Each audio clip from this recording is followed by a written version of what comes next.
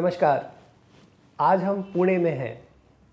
पुणे में बात करेंगे एक ऐसे व्यक्ति से जिसने एक कंपनी की स्थापना की, जो कंपनी आज बहुत से पुणे के रहवासियों के लिए घर का प्रबंध करती है। हम बात कर रहे हैं सुयोग ग्रुप के बारे में और बात करेंगे founder, chairman, managing director Bharat bhai Shah के साथ। Bharat bhai, welcome to the show. Thank you sir. Bharat ji, पहला सवाल आपसे ये पूछेंगे कि सुयोग जो आपके ग्रुप का नाम है, इसका लॉजिक क्या रहा? इस नाम की कंपनी कैसे बनाई?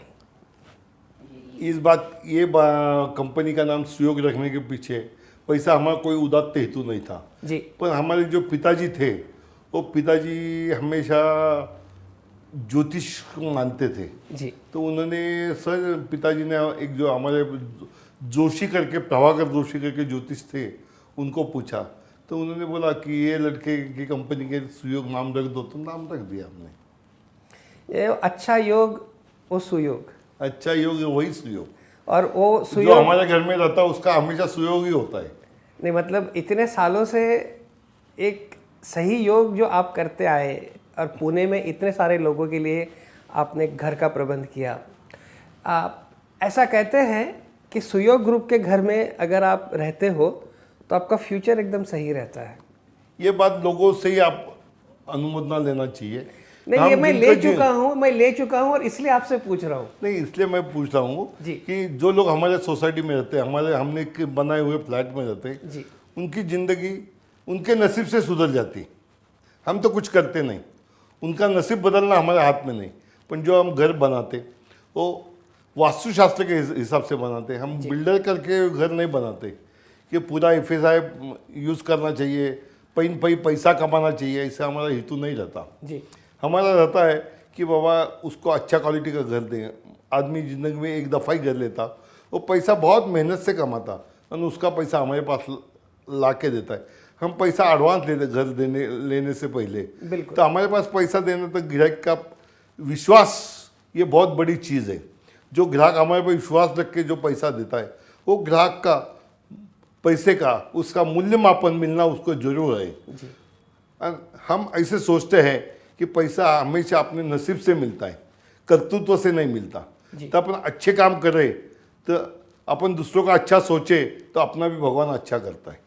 यही सोच में आप ऐसे घर बनाते हैं जिसमें लोग कहते हैं पुणे में कि अगर आप सुयोग ग्रुप के बनाए हुए घर में रहते हैं तो एज यू राइटली सेड कि वास्तु कंप्लायंट घर होते हैं, लोगों का लाइफ सुधरती है। लेकिन एक लार्जर कॉन्टेक्स्ट में अगर हम देखें तो जब भी कोई घर खरीदने जाता है तो सिर्फ शेल्टर उसका मकसद नहीं होता। नहीं, उसकी भावना रहती है, उसका मन उसमें रहता है कि मेरा घर कैसा होगा, मेरे घर में जाकर मैं आनंदी बनना चाहिए, मेरे घर में जाकर मैं सुखी होना चाहिए जी। मेरे घर में हवा, उजास, धूप अच्छी तरह आनी चाहिए। वो सबका हम स्टडी करते घर बनाने के पहले। जो हम मटेरियल वापरते वो सब ISI स्टैंडर्ड का अच्छे में अच्छा मटेरियल वापरते। कस्टमर का पैसे का पूरे मुआवजा देना हम हमेशा चाहते। एकदम सही बात कही आपने। इससे बात ये निकलती है कि आपने जब पहला प्रोजेक्ट डाला तो कितने साल पहले था और वो कौन सा प्रोजेक्ट था? मैं एक 182 शुक्रवार करके 182 शुक्रवारपेट करके, शुक्रवारपेट में मैं जहाँ मैं टेनेंट करके रहता था, ओके। वो मालिक ने घर बेचा था पर वो उसका व्यवहार कैंसिल हुआ। तो मालिक मुझको बोला कि बाबा ये तू घर ले सकता क्या? मेरे पास 1 रुपया देने के लिए नहीं था, मेरे पास पैसा भी नहीं था जी। तो मैंने नक्की किया कुछ। उसके पहले क्या हुआ कि मैंने नक्की क्यों किया, उसके पहले ऐसा हुआ, मेरा एक मामा का लड़का पुणे में आया, उसने मुझको बोला कि अपने को पुणे में रहने के लिए कहाँ से घर लेना है। तो हम बहुत एजेंट लोग के पास गए, कोई बोलता 200 रुपया भरो, कोई बोला 100 रुपया भरो। कोई लोग काम नहीं करता, पैसा एडवांस देते हैं, काम नहीं करता। आप बात कर रहे हैं उन एजेंट की, एस्टेट एजेंट की, जो मेरे घर में कैसा आया से पहले मेरे घर में ये लाइन करने का कैसा आया वो वही बोल रहा हूँ। जी जी। कि वो स्टेट एजेंट लोग साले, हमने 8-10 स्टेट एजेंट के पास 100 रुपया भरो, 200 रुपया, 100-200 रुपये की बहुत वैल्यू थी वो टाइम 78 में। तो हमने सोचा कि ये लाइन में कोई ईमानदार आदमी आवे और अच्छा काम करे तो बहुत बढ़िया हो जाए, अच्छा धंधा चलेगा। मैं बोला, मैं तो ग्रोसरी मर्चेंट था, मुझको तो ये लाइन का कुछ भी मालूम नहीं था। तो पर मेरे ज़िंदगी में मैंने पहले से मैं कुछ भी काम करना चाहता था और मैं कभी मेरा एजुकेशन से काम करने का मतलब कभी रहा नहीं। जी। तो मैंने सोचा कि आपने को ये लाइन करना है। तो मैंने बोला पैसा नहीं है। मालिक बोला मुझको 50,000 रुपये चाहिए साठीगत करने के लिए। 3 लाख रुपए का घर था। 3 लाख भी वो टाइम में बहुत था। 50,000 रुपये चाहिए। तो मेरे पास 50,000 रुपये अभी देने के लिए नहीं थे। तो मैंने नक्की किया, मेरे मौसी के घर पे गया। मैं बोला अपने को भी ज़्यादा इसमें का लाइन को मालूम नहीं। तो मैं एक मामा का लड़का भी खाली था, उसको बोला तू भी साथ में आज अपन सब मिलके करेंगे। तो हम दोनों गए हमारे मौसी के घर पे। मौसी को बोले, मौसी ने उनके लड़के को बोले कि बाबा, वो बोले आज रात को आए तो रह जाओ, खाना पीना खा जाओ। खाया पिया। अभी मुझको ऐसा लगा कि इनका पैसा देने का कोई मूड नहीं दिखता। तो मैं बोला मौसी के पाँव पड़ा। मौसी मैं बोला जाता मैं। मौसी ने उनके बेटे को बोला शंतिलाल इधर आओ, वो पैकेट इसको दे दे। तभी से मेरी ज़िंदगी चालू हो गई। कह सकते हैं आपकी मौसी का आशीर्वाद था। आशीर्वाद था, पैकेट के रूप में सरकार उसने 50,000 वो टाइम में दिए नहीं थे। तो मैं वो प्रॉपर्टी का साठीगत नहीं करता था। और वो एरिया में मेरा लोगों का मेरे पर इतना विश्वास था, प्यार था जी। मैंने लोगों को बोला, मुझको कुछ मालूम नहीं है। फिर एक ब्रोकर हमको मिला, वो बोला इसके ये लाइन काम करने के लिए आर्किटेक्ट लगता है। मैं बोला पकड़ के ला आर्किटेक्ट। मैं सही बोल रहा हूँ, जो बोल रहा हूँ सही बोल रहा। जी बिल्कुल। उसने आर्किटेक्ट को लेके आया। वो बोला प्लान करना पड़ता है। मैं बोला तू कर प्लान। प्लान किए, प्लान पास करना पड़ता है। तो हमने, उसके पास लाइसेंस नहीं था, उन्होंने दूसरे आर्किटेक्ट के लाइसेंस पे प्लान पास करके लाया। वो टाइम सीमेंट भी नहीं मिलता था, सीमेंट को भी लाइसेंस था। तो मैं ग्रोसरी मर्चेंट था ना, वो सेंट्रल बिल्डिंग में ये फूड एंड ग्रेन्स डिपार्टमेंट में इनका आता था जी। इसलिए मेरे पहचान वाले थे। जी। तो मैंने प्लान पास होते ही वहाँ जाके जो कलेक्टर थे परमानंद सावंत करके, उनको जाके मिला। उन्होंने बोला तू चालू कर रहा है, तुझको चल। उन्होंने एक झटके में मुझको 1200 पोते सीमेंट का परमिट दिया। जी। हमने फिर स्कीम अनाउंस किया। तो बोले लोग इसके बोले बांधकाम करने के लिए इंजीनियर भी लगते। तो मैं बोला कौन होता लेके आओ तुम। ऐसे ही करके लिमय गाड़गे करके आए, राजन लिमय, विजय गाड़गे करके। जी। उन्होंने बोले हम इंजीनियर है, हम ये तुम्हारा बिल्डिंग बांध देंगे। बोले चलो बांध दो तुम। फिर उनके हाथ नीचे ओलंबा कैसा पकड़ने का, प्लान कैसा पढ़ने का मैंने खुद ने सीख लिया। जी।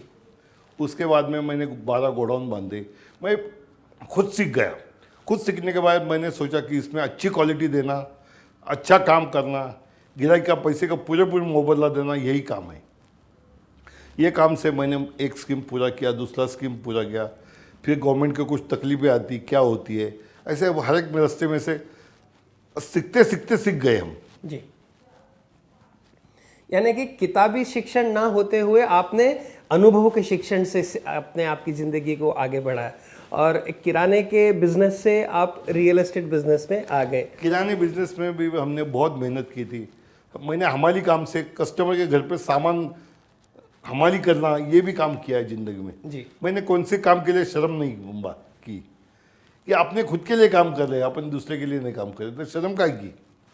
यानी समझने वाली बात है कि जो व्यक्ति इतनी बड़ी कंपनी का फाउंडर, चेयरमैन, मैनेजिंग डायरेक्टर है, उसने ज़िंदगी की शुरुआत इस बेसिस पे करी। कोई भी काम करने के लिए छोटा नहीं होता। इस बहुत बड़ी सीख है। इस पे आगे बात करेंगे भरत भाई के साथ एक छोटे से ब्रेक के बाद। कहीं जाइएगा नहीं। Welcome back. पुणे में हम बात कर रहे हैं भरत भाई शाह से, जो यहाँ के बहुत ही जाने माने बिल्डर हैं।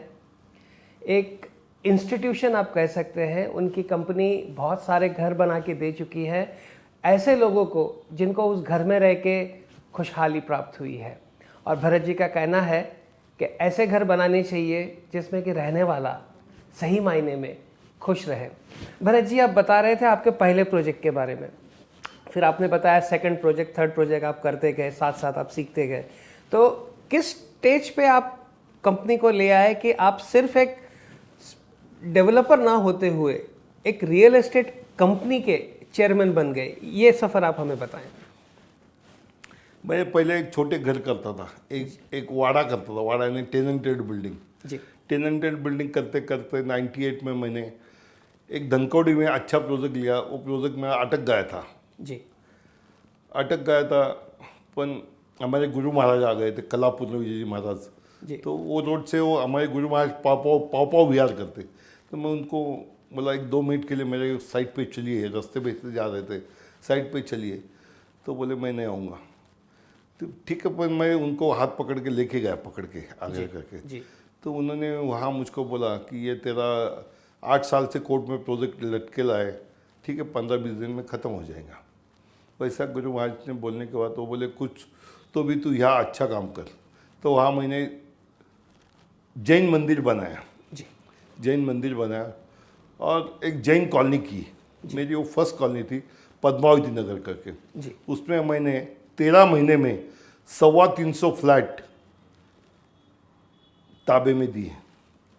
जो दिन भूमि पूजन किया उसके 13वें महीने में मैं सुबह 9 बजे साइट पे जाके बैठता था।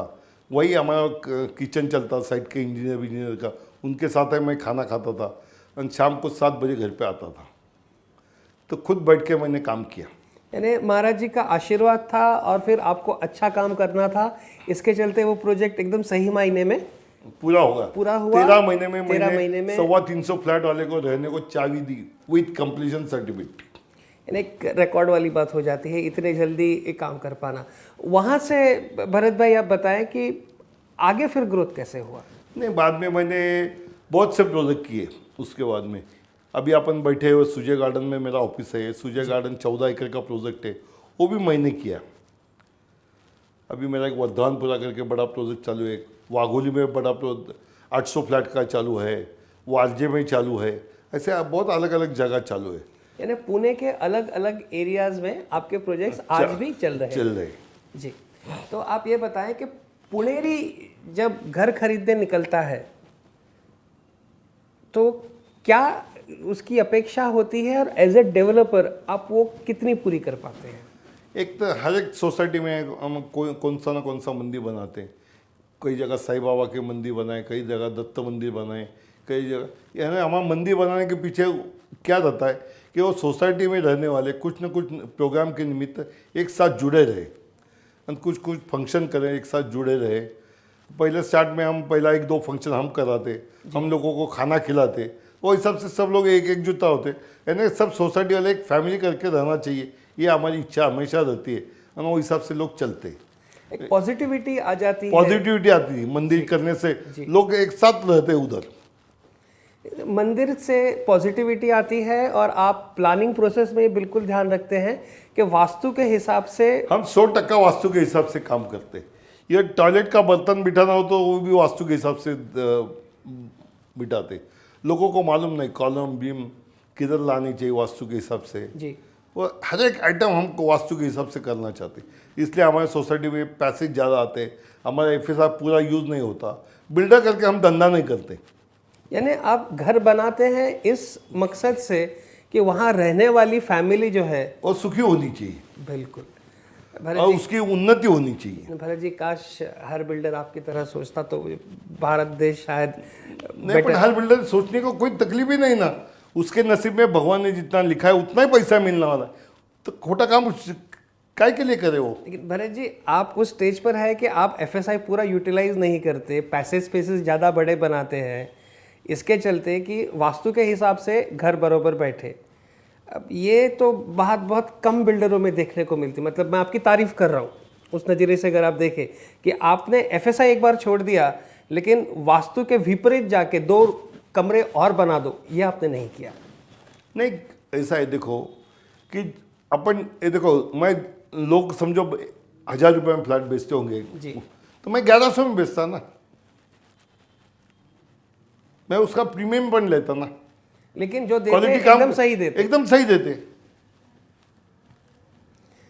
भरत जी, पुणे में ज़्यादा करके जो घर आज की तारीख में बन रहे हैं, आपके जो प्रोजेक्ट्स आपने अभी भी हमें बताएं, वो किस कैटेगरी के हैं? बजट होम्स है, मिड रेंज है या लग्जरी? पुणे में बजट होम ज़्यादा चलते जी, और हायर क्लास लिमिटेड चलते। जी, हायर क्लास का क्लास ही लिमिटेड है।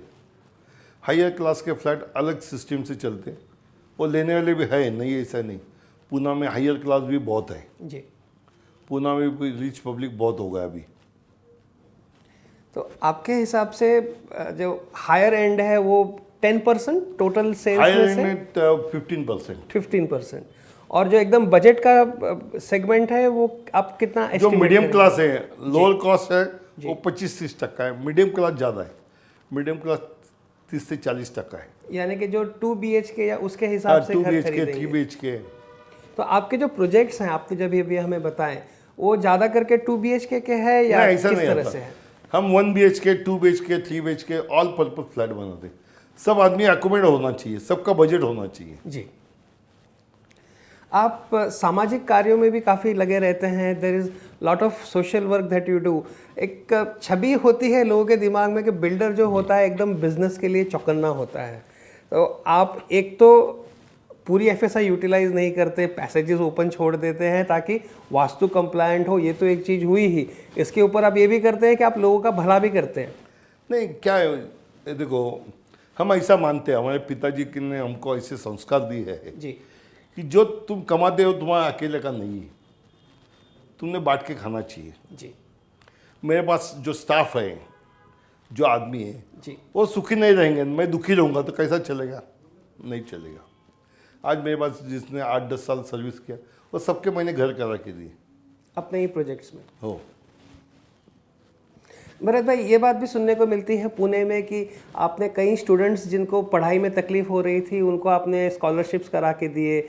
मेडिकल में लोगों को प्रॉब्लम होती है, आपने रिसेंटली डायलिसिस सेंटर करवाया है। तो ये किससे प्रेरित है? ये क्या है, मेरा लड़का किडनी फेल से बीमार था 92 में। जी तो मैंने सोचा कि वो टाइम मेरे पास पैसे की बहुत तकलीफ थी, उसमें वो टाइम में मैंने लोन भी निकाल के बच्चों को 5 साल बहुत मेहनत करके बच्चा सुखी रहा उसके नसीब से और मेरे नसीब से। जी आज मेरा वो बच्चा अच्छा है। पर मैंने सोचा ऐसे बहुत गरीब लोग होंगे कि जिनके पास पैसे नहीं रहेंगे। ये किडनी का रोग ऐसा है कि बगैर पैसे से कोई सुखी नहीं रह सकता, उसको सुखी रहने के लिए पैसा ही चाहिए। तो इसलिए मैंने सोच के एक डायलिसिस करने के लिए 700 रुपया खर्चा आता है। जी सब हॉस्पिटल में 1500-2000 रुपये लेते हैं। जी तो हमने 400 रुपये में डायलिसिस देने की सुविधा की है। और वो 400 रुपये भी जिसके पास नहीं होगा उसके लिए मुफ्त डायलिसिस देने की सुविधा ताराचंद हॉस्पिटल में की है। मैंने 10 डायलिसिस मशीन उधर लगाया अभी, जी है ना, उनको हॉस्पिटल को डोनेट किया है, यानी उसके ऊपर मेरा कोई राइट रखा नहीं। नहीं, मतलब ये है कि आपने ज़िंदगी में जो खुद की एक तकलीफ़ वाली पीरियड थी उससे सीख लेके औरों को वो तकलीफ़ का सामना ना करना पड़े, इसका आपने औरों को सुविधा होनी चाहिए, सुविधा होनी चाहिए। वो डायलिसिस नहीं किया तो आदमी टिक नहीं पाता। आदमी इमीडिएट 4-6 महीने भगवान प्यारा होता है। नहीं, लेकिन आज डेवलपर की एक छवि जो होती है उसके हिसाब से आप बिल्कुल अलग किस्म से ही यहाँ पे एक पिक्चर मैं बनते जा ओरिजिनल रहा है। डेवलपर ही नहीं ना, मैं नॉन मैट्रिक आदमी हूँ साला। ये मतलब की बात है, इस पे आगे चर्चा करेंगे एक छोटे से ब्रेक के बाद, कहीं जाइएगा नहीं। Welcome back. एक डेवलपर, एक विकासक जिसके सीने में दिल है, जो अपने ग्राहकों के लिए धड़कता है और उससे भी आगे चले तो समाज में जो वर्ग है जो खुद की मेडिकल ट्रीटमेंट नहीं करवा सकता या पढ़ाई में सक्षम नहीं है, उन्हें मदद करता है। कमाई करी रियल एस्टेट से, लगाई अच्छे काम में। हम बात कर रहे हैं भरत भाई शाह से, पुणे के एक काफ़ी प्रतिष्ठित डेवलपर। और प्रतिष्ठा सिर्फ डेवलपमेंट की वजह से नहीं, लेकिन एक अच्छे इंसान होने वाली बात यहाँ पे आ रही है। भरत भाई, आप हमें ये बताएं कि आप आज जिस स्टेज पर हैं कि आपकी कंपनी को बेसिकली आपके लड़के संभाल रहे हैं, तो नॉर्मली ये होता है कि इस स्टेज पे लोग बोलते हैं कि यू रिटायर, और आप जितने एक्टिव है उससे लगता तो नहीं कि रिटायरमेंट कहीं दूर दूर भी नज़र आ रहा नहीं, मैं रिटायरमेंट करना होना ही नहीं मुझको ज़िंदगी में। जी पहले बिजनेस नहीं हो तो कुछ अच्छा सामाजिक काम करते रहो हमेशा। जी। मुझको ऐसा घर में बैठना पसंद नहीं। जो वास्तु के प्रिंसिपल्स आप आपके प्रोजेक्ट में लगाते हैं, जाहिर बात है कि आपने वो अपने ऑफिस में भी इस्तेमाल किया होगा, अपने घर में भी इस्तेमाल किया होगा। सही बात है, हमने हमारे घर में इस्तेमाल किया, ऑफिस में इस्तेमाल किया, और उसका फ़ायदा भी आप महसूस करते होंगे। फ़ायदा भी महसूस करते हैं हम। तो आप हमारे व्यूअर्स को ये बताएं कि वास्तु बेसिकली होता क्या, वास्तुशास्त्र होता क्या है और उसके अनुरूप आप घर कैसे चला सकते हैं। ये वास्तुशास्त्र क्या है ये अपने को सुनना हो तो बहुत बड़ा है। जी 2600 साल पहले भगवान महावीर ने उनके ग्रंथ में लिखा है जी कि आदमी ने कैसा बरतना चाहिए, जी कहाँ दिमाग रख के सोना चाहिए, उसका घर कैसा होना चाहिए, वो हिसाब से वास्तुशास्त्र लिखा गया।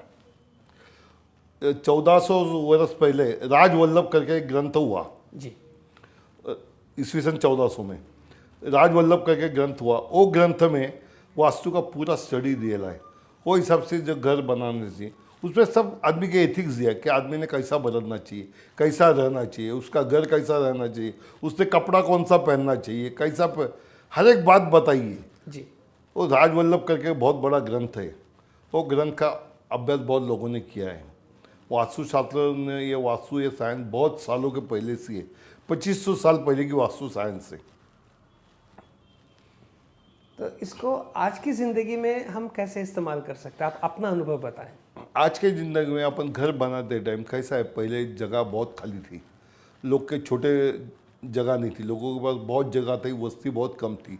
अभी सब हाई राइज बिल्डिंग बनने लगे, जी तो उसमें हाई राइज बिल्डिंग की वास्तु हिसाब से एडजस्ट के लिए है कि आदमी का घर कैसा होना चाहिए, उसकी बेडरूम किधर होना चाहिए, उसका किचन किधर होना चाहिए, उसके टॉयलेट किधर होना चाहिए, उसके जो बिल्डिंग में स्टेप्स रहते वो स्टेप्स कितने होने चाहिए, उसका राइजर कितना होना चाहिए, ये सबका वास्तु साइंस है।